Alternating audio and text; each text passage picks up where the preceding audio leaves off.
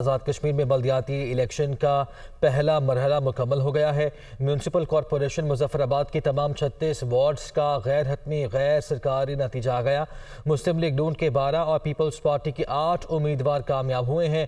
तहरीक इंसाफ और आज़ाद उम्मीदवार 7 नशस्तें जीत गए हैं।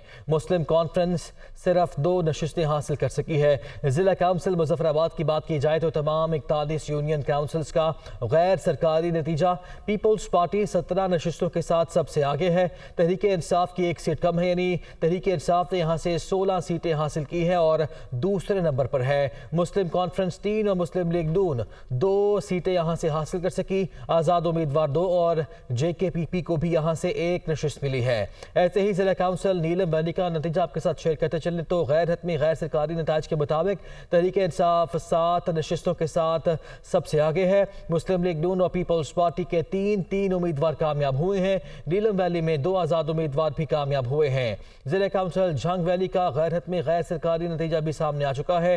तहरीक इंसाफ ने 18 में से 10 नशिस्तों पर मैदान मारा है। मुस्लिम लीग नून 5 और पीपल्स पार्टी के 3 उम्मीदवार यहाँ से कामयाब हुए हैं। तो आज़ाद कश्मीर में बल्दियाती इंतखाबात का ये पहला मरहला है जो कि अब मुकम्मल हो चुका है। नताइज आ चुके हैं। तहरीक इंसाफ ने जिला काउंसिल की 74 में से 33 नशिस्तें जीत कर मैदान मार लिया है। पीपल्स पार्टी की कुल 23 सीटें हैं। नून लीग 10 सीटों पर कामयाबी हासिल कर सकी है। नीलम वैली में तहरीक इंसाफ ने 7 नशिस्तें हासिल की हैं और यहाँ से तहरीक इंसाफ पहले नंबर पर है। मुस्लिम लीग नून और पीपल्स पार्टी के 3 उम्मीदवार कामयाब हुए हैं, जबकि यहाँ से 2 आज़ाद उम्मीदवार ऐसे भी हैं जिनको कामयाबी मिली है। ऐसे ही जेहलम वैली में PTI की 10 नशिस्तें हैं। मुस्लिम लीग नून की 5 और पीपल्स पार्टी के 3 उम्मीदवार यहाँ से कामयाब हुए हैं, जबकि मुजफ्फराबाद की 17 सीटें पीपल्स पार्टी के नाम रही हैं और तहरीक इंसाफ यहाँ से 16 सीटें जीतने में कामयाब हुई है। मुस्लिम कॉन्फ्रेंस 3 जबकि मुस्लिम लीग नून के 2 उम्मीदवार कामयाब करार पाए हैं। आज़ाद उम्मीदवार 2 और JKPP की भी 1 नशिस्त यहाँ से हासिल हुई है। सूबाई असम्बलियों से इस्तीफों के ऐलान के बाद इमरान खान ने सीनियर लीडरशिप का अहम इजलास आज तलब कर लिया है। चेयरमैन PTI ने पार्टी की सीनियर क़यादत का इजलास आज लाहौर में तलब किया। तर्जुमान पंजाब हुकूमत मुस्तरद जमशेद चीमा के मुताबिक इमरान खान की ज़ेर सदारत होने वाले इजलास में पंजाब और खैबर पख्तूनख्वा असम्बलियों से इस्तीफ़े देने से मुतल्लिक़ हिकमत अमली ज़ेर गौर आएगी। सीनियर क़यादत के इजलास के बाद इमरान खान पार्लिमानी अरकान से मुशावरत भी करेंगे।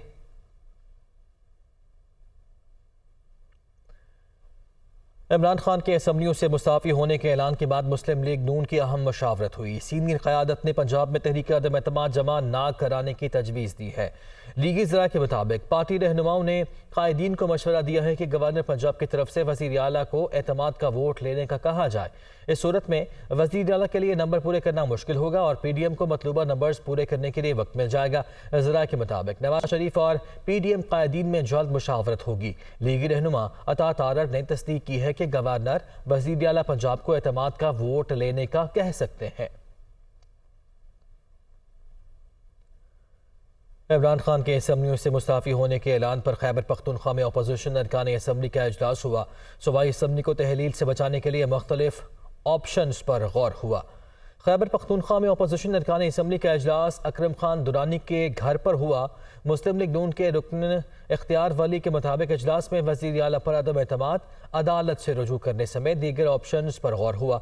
मीडिया से गुफ्तगू करते हुए अकरम दुरानी ने कहा कि इमरान खान की किसी बात पर यकीन नहीं, पार्टी क़यादत से मुशावरत के बाद अपोजिशन फैसला करेगी। वफाकी वज़ीर जावेद लतीफ़ कहते हैं कि पंजाब हुकूमत लेने जा रहे हैं, खैबर पख्तूनख्वा में भी हुकूमत बनाने की कोशिश करेंगे। KP में कोई रुकावट आई तो वहाँ गवर्नर राज लगा देंगे। अब चौधरी परवेज़ इलाही मुस्लिम लीगियों को ढूंढ कर अदम एतमाद की तहरीक पेश कराएंगे ताकि इस्तीफ़ों से राह फरार इख्तियार की जा सके। वो न्यूज़ कॉन्फ्रेंस कर रहे थे। 7-8 माह जो कुछ कर लिया। अब पंजाब हुकूमत भी लेने जा रहे हैं, खैबर पख्तूनख्वा हुकूमत लेने जा रहे हैं। अगर किसी वजह से रुक गई कुछ दिनों के लिए तो गवर्नर राज लगा रहे हैं। ये चौधरी परवेज इलाही, इसका मुनस इलाही ये कहते हैं ना कि जनाब हमें जब आर्डर मिला तो असेंबली तोड़ देंगे। चौधरी परवेज इलाही नूं पूछ के ट्वीट करना सी, क्या वो असेंबली से इस्तीफा देने को तैयार है? वो तो खुद ढूंढेंगे मुस्लिम लीगियों को कोई फौरी तौर पर अदम एतमाद की तहरीक पेश करें ताकि मेरे पास जवाब आ जाए कि अब तो जनाब असेंबली नहीं तोड़ सकता। चौधरी परवेज लाइन कौन नहीं जानता। मैं इस हक में हूं कि किसी भी पॉलिटिशियन को उस रिंग से ताहयात नाहल करना सबसे बड़ा जुर्म है। एहतसाब सबसे बड़ा किसी पॉलिटिशियन का अवाम किया करते हैं। वफाकी वज़ीर इत्तलात मरियम औरंगज़ेब ने कहा है कि इमरान खान गैर मुतल्लिका हो चुके हैं। वफाक के बजाय अपनी दोनों हुकूमतें गिराने का ऐलान करके चले गए। अब कोई फेस सेविंग काम नहीं आएगी। हालात बदल गए लेकिन एक शख्स का झूठ, फसादी जहन और एजेंडा नहीं बदला। एक बयान में वफाकी वज़ीर इत्तलात ने कहा कि हुकूमत इमरान खान की 4 साल में लाई तबाही को ठीक करने की कोशिश कर रही है। महंगाई, खारजा ताल्लुकात की खराबी और तारीख़ी कर्जा सब इमरान खान की नाकिस पॉलिसीज़ का नतीजा है। हुकूमत की तवज्जो सिर्फ आवाम को दरपेश मसाइल पर मरकूज है। तामीर और तखरीब के 2 किरदार कौम के सामने हैं। हम पाकिस्तान की तरक्की और खुशहाली के वाज़ेह एजेंडे पर कारबंद हैं। वफाकी वज़ीर मनसूबाबंदी अहसन इकबाल कहते हैं कि इमरान खान ने अफरा तफरी फैलाने और मईशत के साथ खेलने के सिवा कुछ नहीं किया। उम्मीद है वो सूबाई असम्बलियों से इस्तीफे देने के मामले पर यू टर्न ले लेंगे। तहरीक इंसाफ के लॉन्ग मार्च का ड्रॉप सीन हो चुका। आवाम अब किसी झांसे में नहीं आएंगे। वह इस्लामाबाद में मीडिया से बात कर रहे थे। आपने इस्तीफों का कहा जरूर है, लेकिन मुझे यकीन है कि आप इस बात पर भी यू टर्न ले लेंगे और आप इस्तीफे भी नहीं दे पाएंगे। और अगर आप समझते हैं कि आपके इस्तीफों से एकदम और फौरन इलेक्शन हो जाएगा तो फिर देर किस बात की है। 24 घंटों में इस्तीफे दे दीजिए। इलेक्शन का होना ना होना आपके सामने आ जाएगा। बजाय वो इस्तीफे लेने के खुद इस्तीफे दे के चला गया। और अगर अपने ही इस्तीफे असेंबलियों से देने थे तो फिर पिछले 4-6 महीने में अरबों रुपए लगाकर इस मुल्क के अंदर सियासी इंतशार को पैदा करने की क्या जरूरत थी। हुक्मरानी जिद, अना, हसद, नफरत, बहतान के जरिए नहीं की जा सकती। आपकी सारी सियासत मनफी रवैयों के गिर्द घूमती है और लोगों ने आपके लॉन्ग मार्च को मुस्तरद कर दिया है। लोग पाकिस्तान में अमन देखना चाहते हैं। लोग पाकिस्तान में इस्तेहकाम देखना चाहते हैं ताकि पाकिस्तान की मईशत को बहाल होने का मौका मिले। मौलाना फजलुर रहमान ने कहा है कि 2018 में जाली हुकूमत मुसल्लत की गई जिसने मईशत का दिवालिया निकाल दिया। साजिश नहीं हुई। इमरान खान को डंके की चोट पर इक़्तिदार से निकाला। कहते थे 10 लाख लोग इस्लामाबाद लाएंगे लेकिन 10,000 भी नहीं आ सके।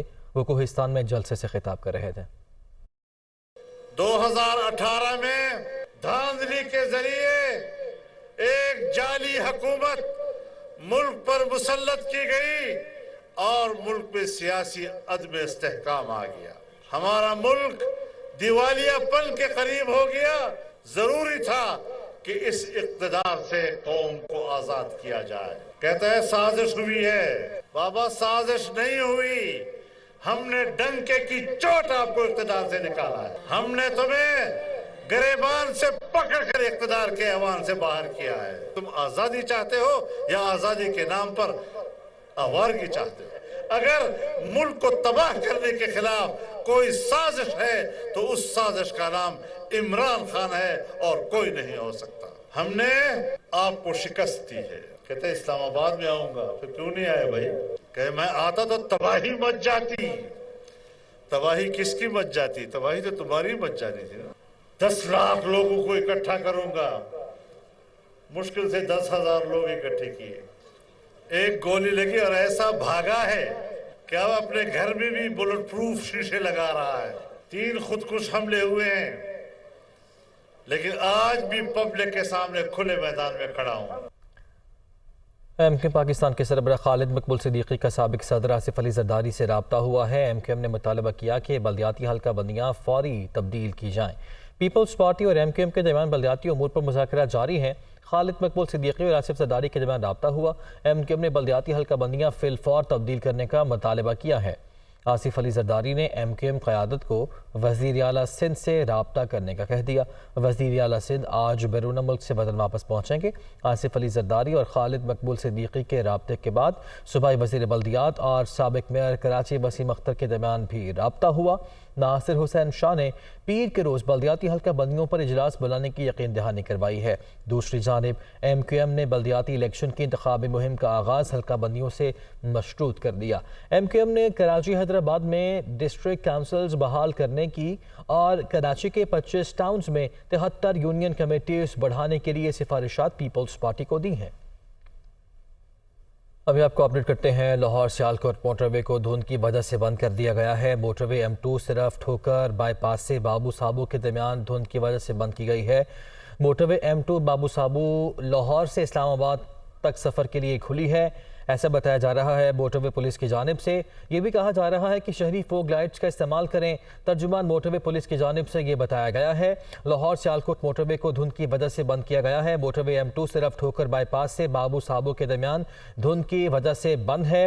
धुंध की सूरत हाल कुछ यूँ है कि हद निगाह इंतहाई कम है। ऐसे में मोटरवे को M2 सिर्फ ठोकर बाईपास से बाबू साबू के दरमियान बंद किया गया है। मोटरवे M2 बाबू साबू लाहौर से इस्लामाबाद सफ़र के लिए खुली है, ये भी क्लियर किया गया है तर्जुमान मोटरवे पुलिस की जानिब से। साथ ही साथ ये भी कहा जा रहा है कि क्योंकि धुंध ज़्यादा है, ऐसे में शहरी फोग लाइट्स का इस्तेमाल करें और गैर ज़रूरी सफ़र से गुरेज किया जाए, ये भी कहा जा रहा है। दूसरी जानिब महकमा मौसमियात की बात की जाए तो आज और कल के दौरान पंजाब के मैदानी इलाकों में धुंध का राज बरकरार रहने का इम्कान जाहिर किया गया है। ऐसे में लाहौर सियालकोट मोटरवे को धुंध के बाइस बंद किया गया है। मोटरवे M2 सिर्फ ठोकर बाईपास से बाबू साबू के दरमियान धुंध की वजह से बंद की गई है, ऐसा बताया गया है तर्जुमान मोटरवे पुलिस की जानिब से।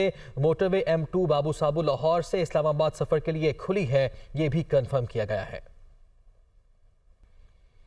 आगे बढ़ते हैं। तहरीक इंसाफ का आज़ादी मार्च रावलपिंडी से वापस चला गया। इस्लामाबाद में वफाकी हुकूमत ने सिक्योरिटी के नाम पर 25 करोड़ 63 लाख रुपए खर्च कर दिए।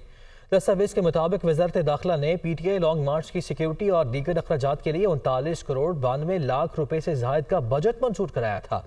इस रकम में से 25 करोड़ 63 लाख रुपए खर्च किए गए। ये रकम कंटेनर्स लगाने, फोर्सेस के क़याम अवाम और शेल की खरीदारी के लिए थी। इस्लामाबाद की मुख्तलिफ शहरों पर सैकड़ों कंटेनर्स तकरीबन एक माह पहले रखे गए। इस्लामाबाद में मजमूई तौर पर 13,800 सिक्योरिटी एहलकार तैनात किए गए थे। वज़ीर आला पंजाब चौधरी परवेज़ इलाही ने कहा है कि पंजाब हुकूमत फिल्म प्रोडक्शन स्टूडियो बनाने का जायज़ा ले रही है।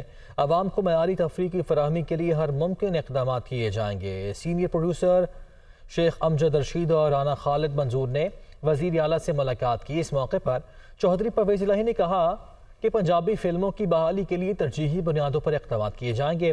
पंजाब फ़न सक़ाफ़त के लिहाज से सरखेज़ धरती है। फिल्म प्रोडक्शन में इजाफे से रोज़गार के मौक़े पैदा होंगे।